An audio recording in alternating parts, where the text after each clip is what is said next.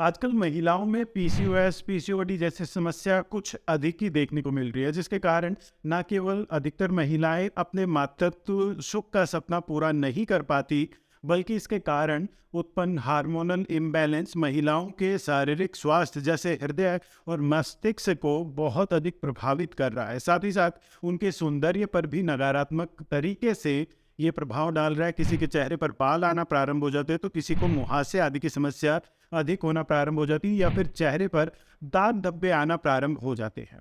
और ऐसे में अगर एलोपैथ चिकित्सा का सहारा लिया जाए तो वहाँ अधिकतर ऐसी दवाइयों का प्रयोग किया जाता है जो आर्टिफिशियल तौर पर हार्मोन आदि से तैयार होती है, जिनका प्रभाव एक बार तो निश्चित तौर पर अच्छा देखने को मिलता है, पर भविष्य में उनके भयंकर अन्य दुष्प्रभाव सामान्य तौर पर देखने को मिलते हैं। तो अब सवाल ये उठता है कि आखिर ऐसे में किया क्या जाए। तो मेरी नज़र में इस समस्या का जो सबसे बेहतर समाधान वो केवल आयुर्वेद में संभव है। आज हम उसी विषय में बात करेंगे। कुछ घरेलू नुस्खों के साथ साथ कुछ ऐसी आयुर्वेदिक औषधियों के विषय में भी चर्चा करेंगे, जिनका प्रयोग इस रोग को जड़ से समाप्त करने की अपने अंदर संपूर्ण क्षमता रखता है। नमस्कार दोस्तों, मेरा नाम है डॉक्टर रॉबिन शर्मा। मैं एक आयुर्वेदिक चिकित्सक हूँ और मेरा क्लिनिक गुड़गांव में। ऐसी महिलाएं जिन्हें पीसीओएस जैसी समस्या का कभी भी सामना करना पड़ा हो या फिर वो अभी सामना कर रही हो, तो उन्हें एक बात अवश्य ध्यान रखनी चाहिए। उनको अन्य महिलाओं की अपेक्षा heart disease, high blood pressure, diabetes, high cholesterol के साथ साथ कैंसर आदि होने का खतरा भी बहुत अधिक है। तो इस समस्या को कभी भी हल्के में नहीं लेना चाहिए।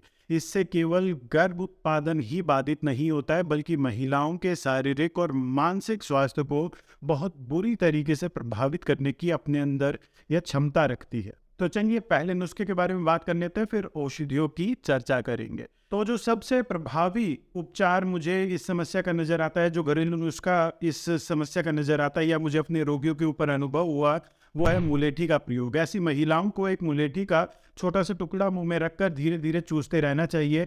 ऐसा दिन में 2 से 3 बार या 4 बार तक भी किया जा सकता है। केवल यही प्रयोग अधिकतर मामलों में पर्याप्त रहता है समस्या को समाप्त करने के लिए। हालांकि बहुत से लोग साबुत धनिया, जीरा, मेथी, तुलसी के पत्ते आदि सुबह खाली पेट प्रयोग करने की सलाह देते हैं, पर यकीन मानिए मुझे जितना अच्छा लाभ मुलेठी के प्रयोग से प्राप्त हुआ है, उतना अन्य किसी घरेलू प्रयोग से नहीं प्राप्त हुआ।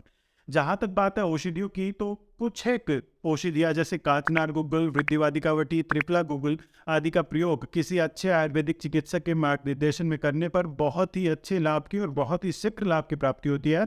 हालांकि इसके अलावा अन्य और भी औषधियों का प्रयोग करने की आवश्यकता पड़ सकती है। ये पूर्ण रूप से रोग और रोगी दोनों की स्थिति के ऊपर निर्भर करेगा, और इसका निर्धारण एक चिकित्सक के मार्गदर्शन में ही उचित प्रकार से हो सकता है।